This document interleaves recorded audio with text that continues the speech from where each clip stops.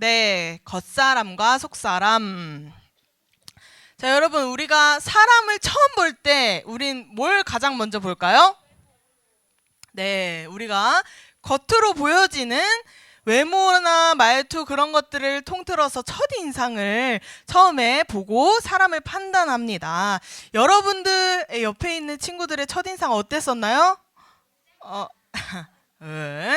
네. 자, 첫인상과 실제 친구의 성격이 많이 달랐던 친구들도 있었을 거예요. 그러면 친구들 중에 좋은 인상을 가진 친구가 있었나요? 본 적이 있어요? 그런 사람을? 자, 여러분들이 생각하기에 좋은 인상을 가진 사람의 특징은 뭐라고 생각해요? 사람들이 공통적으로 생각하는 그런 특징들을 말해줄게요. 여러분들은 한번 얼마나 해당되는지 들어보세요. 자, 먼저는 말했듯이 겉에 보여지는 모습 중에 있어요. 밝은 표정, 웃는 얼굴. 웃는 얼굴을 보면 일단은 좋은 사람처럼 느껴진다고 말합니다. 왜냐면 여러분 처음 만난 사람이 찡그리고 있거나 정색하고 있거나 막 화나는 표정 이렇게 짓고 있으면 우리가 쉽게 좋은 사람이라는 것을 느끼지 못하게 될 거예요. 또 두 번째는 바른 자세. 바른 자세가 좋은 인상에도 영향을 준다고 합니다. 또 세 번째로는 깔끔하고 단정한 머리와 옷차림. 네. 그래서 이렇게 눈에 보이는 것들로도 이 사람이 좋은 사람이다 아니다를 판단하기도 하지만 또 이 사람과 처음 대화를 했을 때 느낄 수 있는 것들이 있어요. 바로 친절한 말투, 긍정적인 말, 또 자신감, 또 가식적이지 않은 태도, 이런 것들을 통해서 사람들은 이 사람을 딱 처음 보고 이 사람 되게 좋은 사람이구나 라는 것을 알게 된다고 해요. 한마디로 나를 잘 가꾸고 진심으로 상대에게 관심을 가지고 자연스럽게 잘 대해주는 것이 정말 좋은 사람으로 보이게 만들죠. 여러분은 어떤 사람으로 비춰지고 있을까요? 다른 사람에게? 좋은 사람인 것 같나요? 근데 이렇게 겉으로 보여지는 첫인상을 잘 가꾸는 것도 중요하지만 우리 겉모습으로만 사람을 판단할 수 있을까요? 없을까요? 겉모습으로만 사람을 판단한다면 한쪽으로만 치우친 생각으로 잘못된 판단을 내릴 수 있어요. 그러면 제대로 사람을 알기 위해서는 우리는 뭘 알아야 될까요? 네, 바로 우리의 진짜 그 안에 가지고 있는 진짜 내면의 모습, 그가 가지고 있는 마음이 정말 중요해요. 오늘 읽은 말씀에서도 바울이 겉모습보다 그 안에 무엇이 담겨 있는지가 훨씬 중요하다고 가르치고 있어요. 무엇인지 오늘 말씀 통해서 함께 살펴보도록 하겠습니다. 자, 여러분 이제 1년이 거의 다 지났는데요. 1년 동안 정말 많은 바울의 이야기를 들은 적이 있어요. 그럼 여러분들이 이제 전도사님의 질문에 잘 대답할 수 있을 거예요. 여러분 이 고린도후서는 누가 썼죠? 네, 바울이 썼습니다. 어디에다가? 어디? 누구에게 보내는? 고린도 교회에 보내는 편지입니다. 바울은 예수님을 만나고 변화되어서 이스라엘과 여러 이방인들에게 예수님의 복음을 전했어요. 이런 바울을 사람들이 보기에는 정말 대단하고 능력 있는 사도라고 생각했어요. 그리고 바울을 정말 많이 칭찬했어요. 그런데 바울은 스스로를 그렇게 생각하지 않았어요. 복음을 전하며 경험한 하나님을 고백하면서 자신을 질그릇과 같은 사람이라고 이야기했어요. 여러분 질그릇이 뭔지 알고 있어요? 모르니까 한번 얘기해 줄게요. 여러분 혹시 나는 도자기 체험한 적 있다? 좀 있네요. 여러분 도자기 체험은 뭘로 그릇을 만들어요?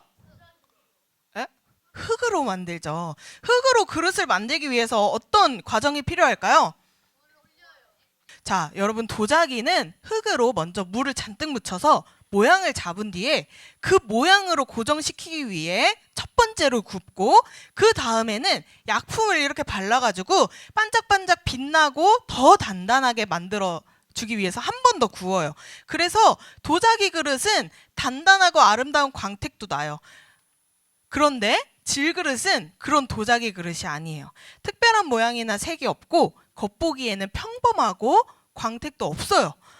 게다가 불 속에서 한 번밖에 굽지 않았기 때문에 작은 충격에도 금이 가거나 쉽게 깨질 수 있는 그릇이 바로 질그릇이에요.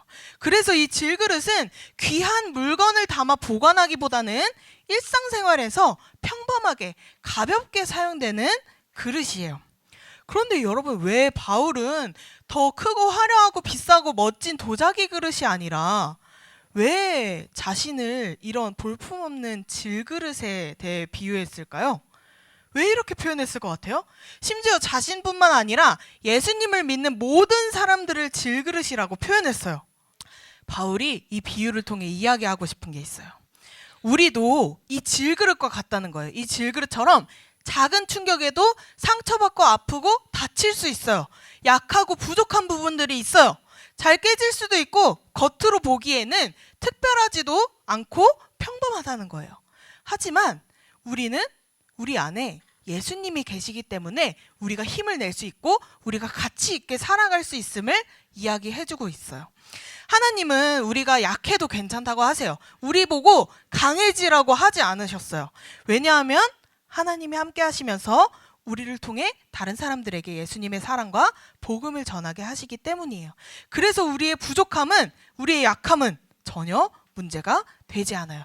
오히려 우리가 가진 그 약함 속에서 하나님의 더 큰 능력이 보여지게 되기 때문이에요. 여러분들은 스스로에게 약점이 있다고 생각하나요? 나에게 약한 부분이 있을까요? 그럼 내가 생각하는 그 약한 부분을 하나님이 사용하셔서 오히려 강한 부분이 된다면 어떨 것 같나요? 정말 놀라울 것 같죠? 내가 생각하기에 약한 부분을 하나님이 사용하시면 강점이 된다는 거예요. 바울도 마찬가지였어요. 자기 자신이 약하다고 고백했어요. 나는 아무것도 아니고 나는 능력이 있지도 않고 힘이 있지도 않다고 고백했어요. 그런데 하나님은 그 약함을 통해서 바울을 통해 놀라운 일을 하셨죠. 바울은 자기 평생 동안 예수님을 믿으며 다른 사람들에게 예수님을 전하는 일을 했어요.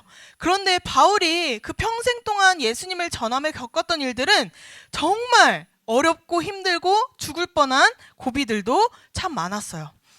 바울이 복음을 전하면서 겪었던 일들은 뭐 말로 다 해줄 수는 없겠지만 복음을 전하다가 돌에 맞아 죽을 뻔하기도 했고요. 또 귀신 들린 사람을 고쳐줬는데 오히려 그 옆에 있는 사람들이 붙잡고 옷을 찢어버리고 때리고 또 감옥에 가두기까지 했어요. 또 다른 곳에서는 말씀을 전하면서 많은 사람들에게 예수님을 알렸어요. 그래서 진짜 많은 사람들이 예수님을 알게 되었는데 또 그거 다른 신들 가지고 돈을 벌던 사람들이 바울을 공격하며 큰 소동을 일으키기도 했어요. 또 죄인된 신분으로 로마에 재판받으러 가다가 광풍을 만나서 배가 뒤집혀 죽을 뻔하기도 했죠. 바울은 이렇게 복음을 전하면서 단 한 번도 쉬었던 순간이 없었어요. 계속 죽을 뻔하고 어렵고 힘들고 누가 괴롭히고 그런 상황들을 많이 겪었어요. 바울은 이렇게 자신이 겪은 고난을 이런 식으로 표현했어요. 예수님의 죽음을 내가 짊어지는 것이라고 표현했어요. 예수님이 여러분 이 땅에 오셔서 고난받으시고 죽으신 게 왜 그런 거죠? 이유가 뭐예요? 그렇죠. 우리의 죄 때문에 예수님이 고난받으시고 죽으셨잖아요. 그것처럼 바울도 복음을 전하며 어려움을 겪는 것은 예수님의 길을 따라간다고 한 거였어요. 예수님을 따라가기 위한 당연한 일이라고 여겼던 거예요. 그리고 그 고난을 이기신 예수님이 나와 함께 하시기 때문에 이 고난을 이겨낼 힘도 나에게 있다고 고백했어요. 여러분, 만약에 여러분들이 바울처럼 이렇게 많은 고난을 겪었다면 어땠을 것 같나요? 어땠을 것 같아요? 누가 자꾸 예수님만 전하면 누가 자꾸 날 죽이려고 그래요. 날 때리고 나 감옥에 가두려 그래요. 어떨 것 같나요? 맞아요. 전도사님도 한 번 죽을 뻔한 위기를 만약에 살아났다? 그럼 도망쳤을 것 같아요. 복음을 다시 전할 생각도 하지 않았을 것 같아요. 근데 오히려 바울은 계속해서 그런 위기 속에서도 포기하지 않고 쓰러지지도 않았어요. 바울이 계속해서 이렇게 죽지도 않고 계속 이 예수님을 전하고 복음을 감당할 수 있었던 이유는 바울은 자신이 능력이 있다고 얘기하지 않았어요. 자신 때문이 아니라 바울 안에 계신 예수님의 능력으로 그렇게 할 수 있었다고 고백한 거예요. 질그릇과 같은 바울은 깨지고 부서지고 넘어질 수 있지만 그 안에 담긴 예수님의 능력이 엄청 크시기 때문에 그 고난을 계속 이겨내고 복음 전하는 일을 멈추지 않았다고 이야기한 거예요. 근데 바울이 말했듯이 여러분, 우리들도 마찬가지예요. 우리들도 질그릇과 같은 존재예요. 우리도 연약하고 부족하고 쉽게 누가 때리면 부서지고 할 수 있어요. 누가 작게 상처 줘도 나는 크게 상처 입을 수도 있어요. 그런데 이런 연약한 우리의 모습은 우리의 겉모습이에요. 우리 안에 있는 속사람은 예수님과 함께해서 강해질 수 있다는 것을 기억해야 돼요. 우리를 연약하게 하나님께서 멋지고 강한 그런 도자기 그릇이 아니라 우리를 질그릇과 같이 연약하게 지으신 이유는 하나님과 함께하라고 그렇게 지으셨어요. 여러분이 만약에 모든 어려움을 이겨낼 힘이 있고 단단하고 강하고 그러면 하나님이 필요하겠어요? 하나님 필요하잖아요. 왜? 어려운 일 있으면 내가 다 하면 되니까. 내가 다 해결할 수 있고 다 내가 가능한 일이니까. 그렇기 때문에 우리가 연약한 이유는 내가 연약하다고 불평할 것이 아니라 오히려 하나님과 함께하라고 그렇게 지으셨다는 것을 알아야 돼요. 그래서 바울은 낙심하지 않고 포기하지 않고 끝까지 계속 이 사명을 감당했다고 이야기해요. 우리 또한 같은 이유로 좌절하거나 실패하지 않을 수 있어요. 그러니 우리는 겉에 보이는 그런 모습들에 매달리지 않고 우리 안에 계시는 그 예수님을 믿고 따를 수 있어야 돼요. 우리가 읽은 말씀에 보면 이런 구절이 있어요. 16절, 우리 여기 두 줄인데 같이 읽어볼게요. 시작.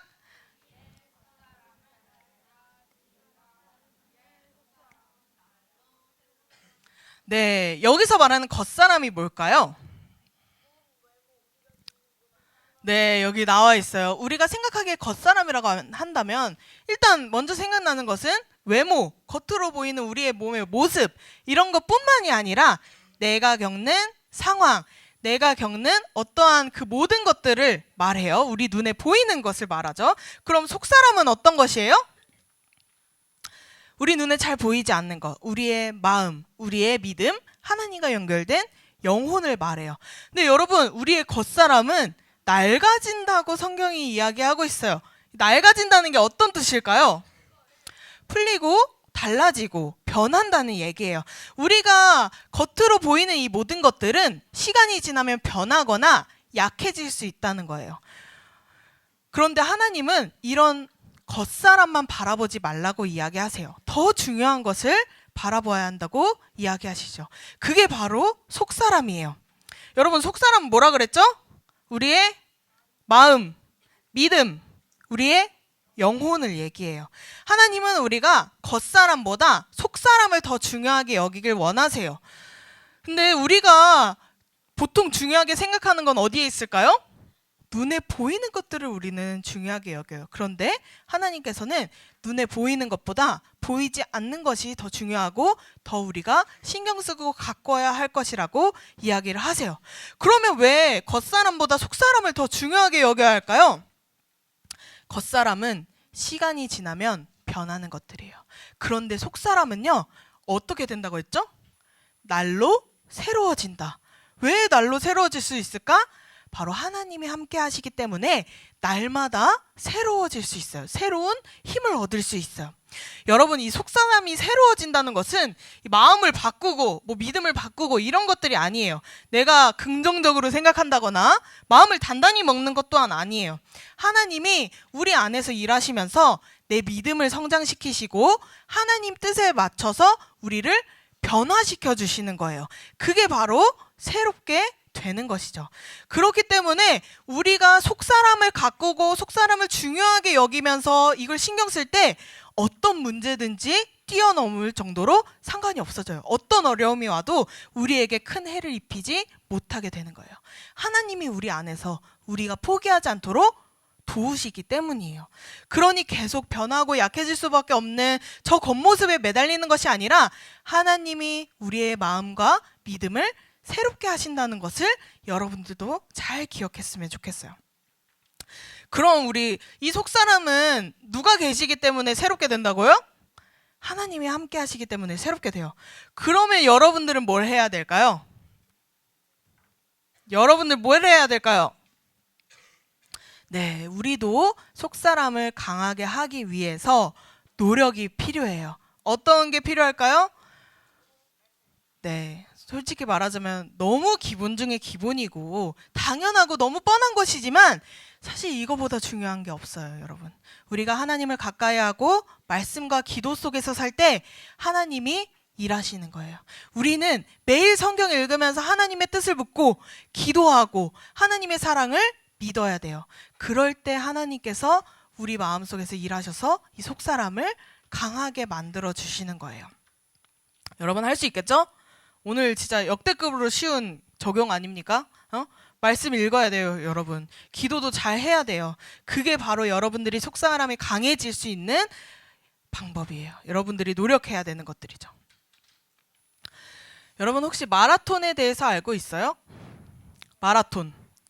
모르는 친구를 위해서 적어놨습니다. 약 42km가량을 달리는 장거리 달리기예요. 여러분들이 만약에 42km를 달리면 얼마나 걸릴까요? 1시간? 2시간? 이틀? 자, 보통은 2시간에서 4시간 정도가 걸리는데 세계 기록을 세운 사람이 있어요. 세계 기록을 세운 사람은 2시간 35초. 이게 제일 빠른 사람이에요, 여러분. 세계에서. 일반 사람들은 3시간 안에만 뛰어도 엄청 대단한 거래요. 근데 여러분들 한번 생각해 보세요. 여러분들에게 3시간 동안 쉬지 않고 계속 달리라고 하면 어떨까요? 시작하지 않을 수도 있고 또 죽을 수도 있고 죽을 만큼 힘들 수도 있겠죠. 근데 왜 이 마라톤에서 사람들은 왜 이렇게 긴 시간 동안 스스로 몸을 힘들게 하면서 달릴까요? 왜 끝까지 포기하지 않으려고 할까요? 네, 여러분들이 말한 걸 다 종합한다면 바로 결승선이 있기 때문이에요. 끝이 있기 때문에 달릴 힘이 거기서 생기는 거예요. 만약에 이 마라톤은 어쨌든 출발선부터 결승선까지 3시간을 달리는 거지만 무작정 아무나한테 3시간을 그냥 달리라고 한다면 너무 힘들어요. 일단 시작도 안 할 수 있고 중간에 포기하기도 너무 쉽죠. 근데 이 마라톤은 마침내 해냈을 때 누리는 그 뿌듯함과 기쁨이 있기 때문에 그 시간 동안의 힘듦을 견뎌낼 수 있는 거예요. 근데 우리도 마찬가지예요. 우리의 인생도 이 마라톤과 같아요. 지금 내가 조금 힘들고 어려운 상황이 있어도 하나님이 준비하신 멋진 결승선을 향해 가고 있다는 것을 믿어야 돼요. 여러분이 어려움을 겪고 있을 때 하나님이 내버려 두는 게 아니에요. 그것을 통해 더 좋은 것을 준비하고 계신다는 것을 믿기를 바랍니다. 그래서 우리는 바울처럼 끝까지 그 고난을 이겨낼 힘을 가지고 있게 된 것이죠. 이제 말씀을 정리할 건데요. 여러분, 우리가 겪는 이 많은 어려움 아니면 겪게 될 이 많은 어려움을 성경에서는 잠시 받는 고난이라고 얘기하고 있어요. 우리가 이것들로 정말 죽을 만큼 힘들고 어렵고 고통받을 때도 있어요. 그렇지만 하나님이 우리 속사람을 통해서 일하셔서 우리를 더 강하게 하시고 변화시키면서 영원한 기쁨을 준비하고 계시다는 것을 기억했으면 좋겠어요. 이 고난을 잠시뿐인 고난이라고 하는 것은 그 후에 영원한 기쁨이 있기 때문에 잠시라고 하는 거예요. 그러니 여러분들이 어떻게 해야 되겠어요? 우리가 눈에 보이는 겉사람보다 보이지 않는 속사람을 더 중요하게 여기고 우리의 믿음을 키우는데 우리가 열심히 노력하고 힘써야 되는 거예요.